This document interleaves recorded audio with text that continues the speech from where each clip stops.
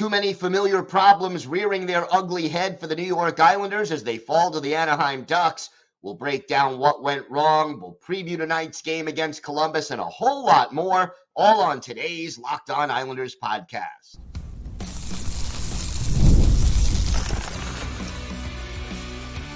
Your Locked On Islanders, your daily podcast on the New York Islanders. Part of the Locked On Podcast Network, your team every day.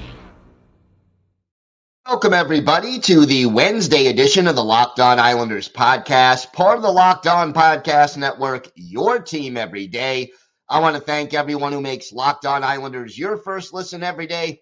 Don't forget to subscribe on YouTube or wherever you get your podcasts so you get new episodes as soon as they drop. Today's episode is brought to you by FanDuel. You could start the season with a big return on FanDuel. New customers can place a $5 bet, and you'll get started with $150 in bonus bets. If you win your first $5 bet, visit FanDuel.com to get started. We have got a lot to discuss on today's show, and we're going to start by talking about the 3-1 loss on Tuesday night to the Anaheim Ducks. And I have to say, this was deja vu all over again, as Yogi Berra would say. A disappointing performance all the way around. You know, you look at the box score really quickly, and you could say, hey, Islanders had 41 shots on goal. You know, Anaheim had 22. So the Islanders almost doubled them up. And the Islanders must have dominated the game. If you read the box score, that's what it says. But if you watch the game, not so fast. All of the Islanders' familiar shortcomings came back to haunt them in this game. And it just, the frustration that you feel continues to build. Islander fans all through the game on social media, just disappointed. In the first two periods, the Islanders had 2 penalties to try to kill. Both of them, by the way, called on Pierre Engvall. If Engvall wants to get out of Patrick Roy's doghouse, taking 2 lazy minor penalties, yeah, one of them maybe was a little questionable, the second period slashing call, but I get why they called it, even if it was a little ticky-tack. Bottom line, if you're Pierre Engvall and you're only out there on the ice for 10 minutes and 16 seconds, you cannot spend 4 minutes in the box because you took a couple of lazy penalties. And, gee, shocker of shockers, the penalty kill, which has struggled all of last year and so far struggling again all of this year, gave up 2 power play goals by the Anaheim Ducks. And I hate to say this, I hate to even bring it up, but the Ducks power play coming into this game, one of the worst power play units in the league. Not to say there isn't talent there, but if you're the Islanders penalty kill and you can't stop the Ducks power play, you're really doing something wrong. So, yeah, they killed one off in the third, and at the time, it kept them in the game. But the penalty kill hurts this team badly because, let's face it, the Anaheim Ducks did not score a 5-on-5 goal in this game. They scored 2 on the power play and 1 into the empty net. So, you know, you look at the numbers and, you know, you only yielded 22 shots. You would think that the Islanders dominated the game. But no. Out of the Islanders' 41 shots, how many of them were high danger chances, really quality scoring chances? Just a few, just a handful. And again, you know, just sometimes you miss the net when you have a good chance. And yeah, that's going to happen. I'm not going to sit here and say every time you're in the high slot, the puck's going in the net, because it's not. But this team just cannot finish. And, you know, yeah, there were some encouraging things. Matthew Barzal, Brock Nelson, 5 shots on goal each. Anders Lee had 6. But again, it's not about quantity, it's about quality. And Lucas Dostal, who is a very good goalie, off to a good start for a still learning Anaheim Ducks team. How frequently was he screened in front of the net? How often was an Islander player going for rebounds and deflections and disturbing the vision of Lucas Dostal? If you answered almost never, you were right. And look, this is a quality NHL goalie, even if he's playing for a rebuilding team. If he sees the puck, most of the time, he's going to stop it. Now, we talked about the PK, power play, also definitely a problem still for the New York Islanders. They had 2 power play chances in the second period, could not convert. So after 40 minutes, the Islanders are down 2-0. Guess why? 2 power play goals and 2 chances for the Ducks. No power play goals and 2 chances for the Islanders. Now the Islanders get a break in the third period. 2 penalties called, about 29 seconds apart? Guess what? They get a goal. Finally, the only goal of the game, Matthew Barzal on the power play, puts it home. But it happens a couple of seconds after the first penalty expires, and then the Islanders, you would think you're down 2-1. There is still time left in the game at this point, 14 and a half minutes still on the clock. And for a few minutes, the Islanders had some scoring chances. But again, you're playing an Anaheim team that has trouble, just like the Islanders, holding a lead. And the Ducks go into their shell. And that's why you see 18 shots on goal in a period. But again, the shell, how many block shots did the Ducks have in this game? You know what block shots are? Block shots are indications of who wants it more. And every defenseman on the Ducks roster who played in this game had at least 1 blocked shot. The Islanders, they didn't block as many shots. Their defensemen were active. All of the Islanders' 6 defensemen blocked at least 1 shot. But again, not as many block shots as what the Ducks had, and just not as effective on the power play, and just overall stopping those opportunities. And, here's another thing, and everydayers, we've talked about this, and we're going to address it more in the future. But we mentioned the possible tension between Patrick Roy and Lou Lamoriello. And again, Roy denied it on Monday. What is he going to do at practice? Say, yeah, there's tension. I can't stand the way that Lou is running the team. He's not going to say that. But if you want to know how little confidence Roy has in some of the players who are out there on the ice, Hudson Fasching made his Islanders debut this season, 7 minutes, 56 seconds of ice time. Pierre Engvall, 10 minutes, 16 seconds. Dennis Chalowski, 7 minutes and 1 second. Clearly, Patrick Roy did not feel confident putting these guys, especially Chalowski and Fasching, but Engvall as well, he didn't feel confident putting them out on the ice for long stretches of time.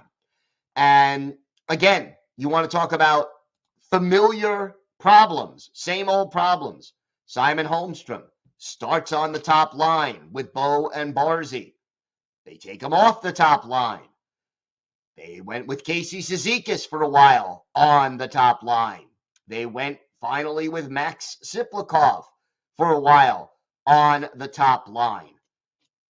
At the end of the day, with Anthony Duclair on LTIR, The Islanders do not have a player who can fit in on that top line unless they break up the Nelson, Siplikov, and Palmieri line. And so far, Patrick Watt doesn't want to do that. And that's understandable because, that's been your most consistent line over the course of the season. So to recap, basically, what we saw. Special teams, big problem. Penalty kill, really bad. Power play finally scores mostly on a 5-on-3. Lots of shots, not a lot of quality shots. Unable to finish. Not trusting players who are in the game and just aren't going to see a lot of ice time. No good fit for the top line. Not an even effort. Look, cutting through all the familiar problems we saw from this team last night against the Ducks, here's the deal. You're going up against the Anaheim Ducks, a team that is kind of struggling and kind of rebuilding. You're at home. You're about to embark on a 3-game road trip. You need to win this game. You need to come out and win this game and play a forceful, aggressive, confident kind of a game. And the Islanders did not do that. They were flat. They basically did what they always do. And, the Ducks took full advantage. And I give Anaheim credit. They're still learning how to win. They're the young, inexperienced team. The Islanders, they're supposed to be the veteran team that's been there and done that. Well, they didn't do it last night. A 3-1 loss. Hero and GOAT of the game. Tough one to come up with a hero. I guess I'd go with Barzy, who was the only goal scorer in the game. I mentioned how many shots he had, so that was at least something with 5 shots, 2 hits, and a block shot. Also led all forwards in ice time. I'll go with Matthew Barzal, kind of by default, and for the GOAT of the game, the penalty kill. Gotta be. Again, giving up 2 penalty power play goals on your first 2 kill attempts, just not the way to do it. So, familiar GOAT, the hero, well, yeah, okay. Barzy got the goal, but overall, this team just isn't playing well enough, and they may not be good enough to play much better, at least not on a consistent basis. They'll get hot. They'll win 3 in a row or go 5-0-1 at some point in the season, and people will get excited, and then they'll go 1-6-2 in their next, 9 games, and everybody will come back down to earth. And at the end of the day, if you keep this roster more or less the way it is, you're going to get more or less the same result we've gotten in the last 3 seasons, really the last 5, where this team either barely makes or barely misses the playoffs. If you keep bringing out the same team, the same roster, and the same philosophy, and you are surprised that you're not getting different results, well, then either you're kidding yourself and or your name is Lou Lamoriello. We've got more to get to on today's show. It is Wednesday, so we'll have our weekly farm report on all things Bridgeport Islanders. Plus, we'll preview tonight's game in Columbus against the Blue Jackets. And for our Islanders' birthday of the day, we're going back a couple of days on this one, but a native of Quebec who was a big goal scorer, 3 straight 30-plus goal seasons for the Islanders in the early to mid-90s. Let's see if you can guess who that is. All that and more coming up on today's Locked On Islanders podcast.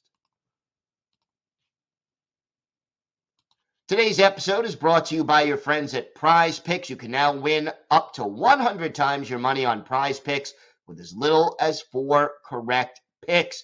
Prize Picks is the best place to get real money sports action. Join over 10 million users and sign up today. Prize Picks puts their members first, so all withdrawals are fast, safe, and secure. And when my picks hit, I can get my money in as quick as 15 minutes. Sign up today. You'll get $50 instantly when you play $5. You don't even need to win to receive the $50 bonus. It's guaranteed. So, download the app today and use code LOCKEDONNHL to get $50 instantly after you play your first $5 lineup. Again, download the app, use code LOCKEDONNHL. You'll get $50 instantly after you play your first $5 lineup. Prize Picks, run your game.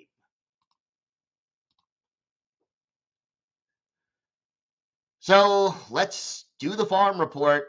I hate to say it, Islander fans, because as tough as things are right now for the Islanders, the Bridgeport Islanders, their AHL affiliate, also struggling. They had 2 games this past week since our last farm report, both of them road games in Charlotte against a very good Charlotte Checkers team.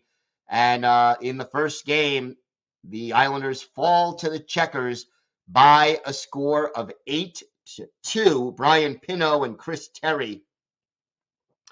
Brian Pino and Hudson Fasching scored. Chris Terry got his 800th career professional point, but not a pretty performance by the New York Islanders.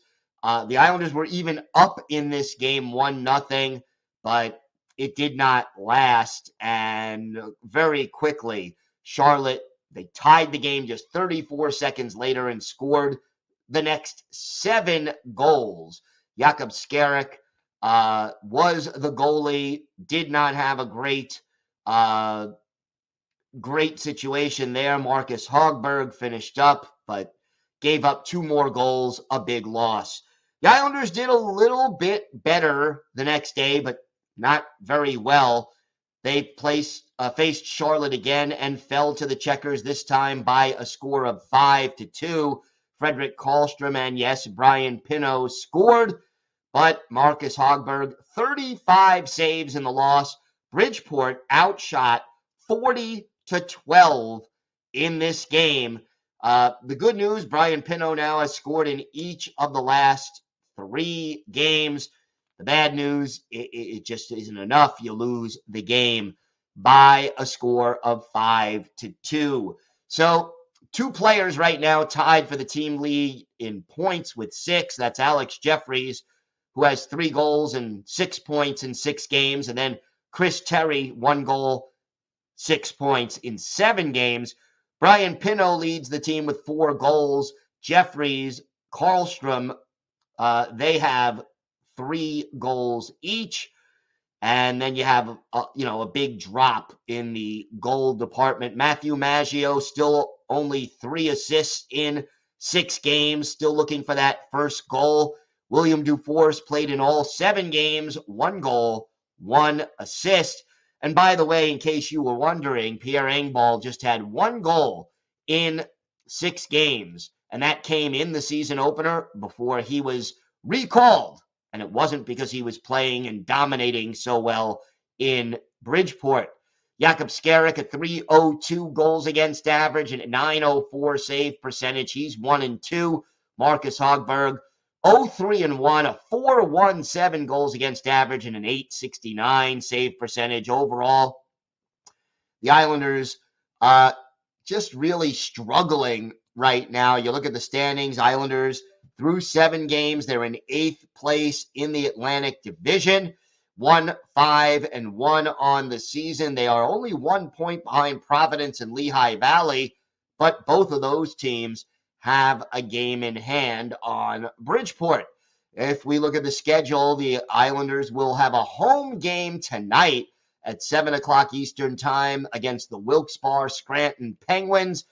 You can get tickets for that game or watch it on AHL TV. And then this coming weekend, a game on Friday in Springfield. That is the only other game they have this weekend. So it's a home game against Wilkes-Barre Scranton, and then a Friday night 7:05 face-off against Springfield. Again, you can watch any of these games on AHL TV. And if you want to see some of the Islanders prospects playing now, you can head on up to Bridgeport to try to catch a game. But again, bottom line, the Bridgeport Islanders, who we were hoping would be better because they brought in, more veteran help, haven't seemed to be able to turn much around, and they are off to a very slow and frustrating start, kind of mirroring the big club right now. And hopefully it picks up because, we want the Islanders organization to do well at all levels of development. But right now, Bridgeport continues to struggle. And again, we do our weekly farm report on all things Bridgeport Islanders every Wednesday during the AHL season. And hopefully we'll get a little more good news going forward on the two games that the Islanders play, tonight and Friday next week when we do the farm report.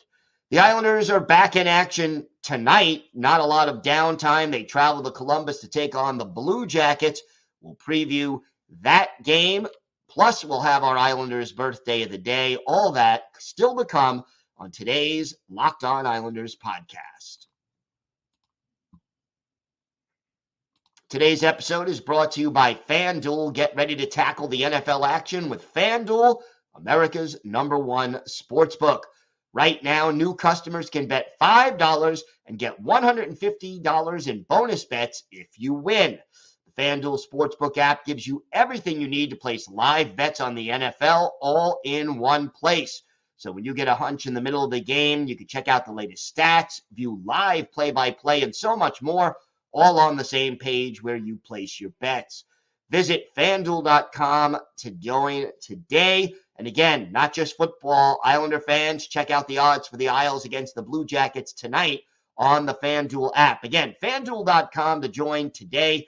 You'll get started with $150 in bonus bets if you win your first $5 bet. That's FanDuel.com. Never waste a hunch and make every moment more with FanDuel, an official sportsbook partner of the NFL.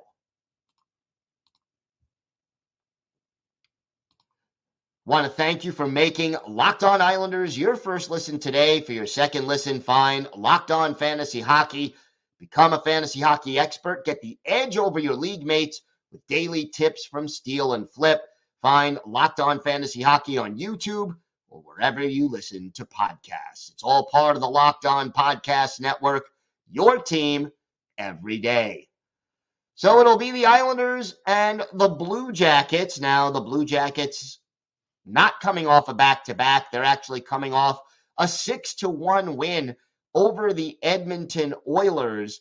That game played on Sunday, and, they've won 2 of their last 3. They lost a close one to Nashville, and before that, handily beat the Toronto Maple Leafs by a score of 6-2. And the Blue Jackets, I hate to say it, they are presently ahead of the Islanders in the standings by 1 point, even though they have played one fewer game than the New York Islanders. Now, Elvis Merzlikins was the goalie in the win on Sunday over Edmonton. Not sure if we'll see Elvis or if we'll see Daniil Tarasov.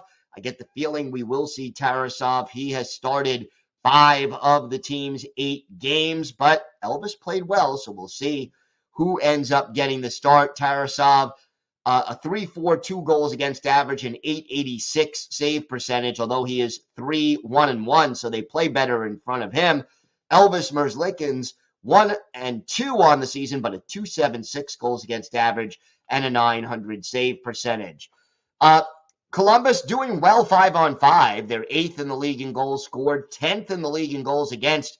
The power play has been below average, 16.7% success rate, 20th in the league.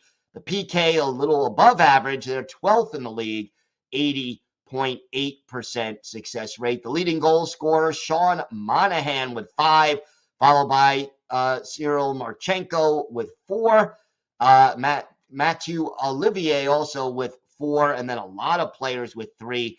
Columbus, one of the reasons for their success, they are getting balanced goal scoring. The top line, Sean Monahan, Igor Chinakov, and Cyril Marchenko. Second line is the dangerous Adam Fantilli with Cole Sillinger and Mikhail Pitya on either side of him. Sean Curley centers the third line. James Van Riemsdyk to his left. Kevin Labanc to his right.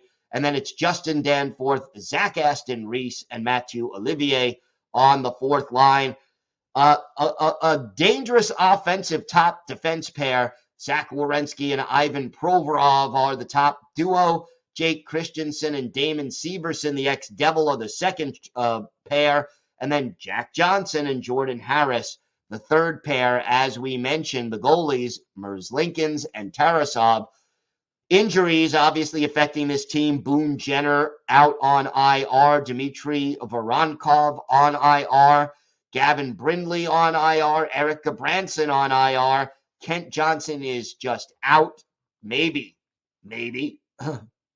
He can come back to face the Islanders, but we'll have to see if his status changes. Look, I'm not going to kid ourselves here. The Islanders need to play better hockey. There is talent on this Blue Jackets team. They have had to overcome a lot of adversity to get off to this solid start that they have so far this season. I mean, they are 4-3-1. And, you know, when you consider the death of Johnny Gaudreau, losing Boone Jenner to a major injury, that's a lot of stuff going on. But this team appears to have bonded together and is playing better hockey than expected. Again, it is early, but the New York Islanders cannot take the Blue Jackets lightly. And I have to say, you don't want to be losing a third straight game. And 4 out of 5, the Islanders need to step up their game and play as well as they're capable of playing against the Blue Jackets. And again, a division game, a 4-point swing, depending on the outcome if one of these teams wins in regulation. All right. Time now for our Islanders birthday of the day. And Monday was the 58th birthday of former Islanders winger Benoit Hogue, second-round pick of the Buffalo Sabres back in 1985. Made his NHL debut in 87-88 for the Sabres, became a full-time player the following season. Joined the Islanders in 91-92, early in the season in the Pat LaFontaine deal. Scored 30 goals and 75 points for the Islanders in 91-92, 33 goals and 75 points in 92-93, and 36 goals and 69 points in 93-94. Kind of slumped in 94-95, got dealt to Toronto, later played for Dallas, Tampa Bay, the Coyotes, the Stars again, the Bruins, and the Capitals before hanging up the skates after the 2001-2002 season. 222 NHL goals in 863 games for Benoit Hogue, 543 total points, add 17 goals and 33 points in 92 playoff games, and he did contribute to a Stanley Cup winner with the Dallas Stars in 1999, so a Cup champion. His best offensive days, though, were with the Islanders, and we go back and look at one of his better games as an Islander, a game I was actually at October 24th, 1992, at the Nassau Veterans Memorial Coliseum. The Hartford Whalers are the opposition, so cue up Brass Bonanza. And in the first period, Benoit Hogue, our Islanders' birthday of the day, gets the Islanders on the board first. Claude Loisel of the Islanders offer interference, but Hogue scores a shorthanded goal with 25 seconds left in the period. Pat Flatley, the only assist, 1-0 Islanders. A pair of goals by Jeff Sanderson, and the Islanders were down 2-1. Late in the second period, Pierre Turgeon ties it, and then in the third, Benoit Hogue, his second of the game, fourth of the year. Ray Ferraro, the only assist, and Benoit Hogue unassisted less than a minute and a half later, his fifth. That completes the hat trick for Benoit Hogue. The Islanders, with Mark Fitzpatrick, go on to beat Sean Burke and the Hartford Whalers Final score 4-2 in this game. The Islanders hold the whale to just 16 shots on goal. Fitzpatrick only had to make 14 saves. For Benoit Hogue, he had the 3 goals. He was a +2, and he had 6 shots on goal, which led the Islanders, and he potted the game winner. So Benoit Hogue is our Islanders' birthday of the day. I want to thank everyone who makes Locked On Islanders your first listen every day. Don't forget, we are back tomorrow. We'll have our key takeaways from tonight's game against the Blue Jackets. Wouldn't be surprised if there's some lineup changes. I think Matt Martin will be back in the lineup. We'll update you on X during the day. Again, follow the show on X at Locked On Isles. Follow me, Gil Martin, on X at Ice Wars NYR, VSNYI. I'm live tweeting during every Islanders home and road game, so join me for some instant insight and analysis, and it's always great to talk a little Isles hockey with you, game time or anytime. Folks, this team needs to straighten itself out. Let's see if they've got the fortitude to do it. Have a great day, everybody. Stay safe, and of course, let's go Islanders.